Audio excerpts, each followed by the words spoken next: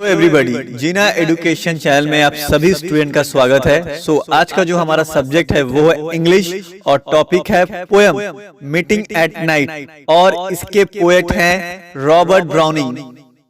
चलिए अब हम पोयम मीटिंग एट नाइट की ओर चलते हैं।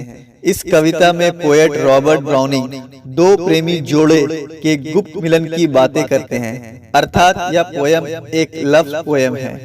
तो पोयम को शुरू करने से पहले हम एक छोटा सा होमवर्क करेंगे इस पोयम के कुछ इंपॉर्टेंट वर्ड्स मीनिंग के साथ। चलिए अब हम प्रथम पंक्ति को समझते हैं। इस पंक्ति में कवि कहते हैं कि प्रेमी को अपनी प्रेमिका से प्यार भरी रात में मिलने की तीव्र इच्छा जग उठी है। उसकी प्रेमिका समुंदर के उस पार रहती है। प्रेमी नौका में सवार होकर निकल पड़ा है। समुंदर भूरा और चांद भी आधा दिख रहा है।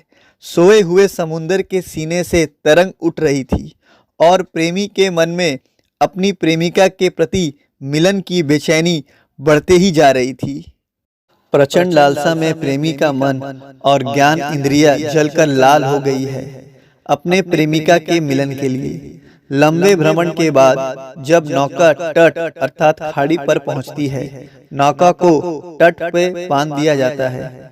अब वह प्रेमिका से कुछ ही दूर है, वह पैदल आगे बढ़ रहा है।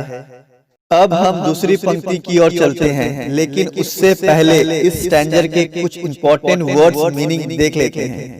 कवि कहते हैं कि चारों तरफ खलियान अर्थात फार्म हाउस दिखाई पड़ता है। तभी व्याकुल प्रेमी जोशपूर्ण रूप से अपनी प्रेमिका के दरवाजे पर पहुंचता है और अपनी उपस्थिति को जाहिर करने के लिए वह प्रेमिका की खिड़की में दस्तक देता है। उसकी प्रतीक्षारत आंखें नीली रोशनी में, अर्थात वह खुश है कि अपने प्रेमिका के फार्म हाउस के करीब है।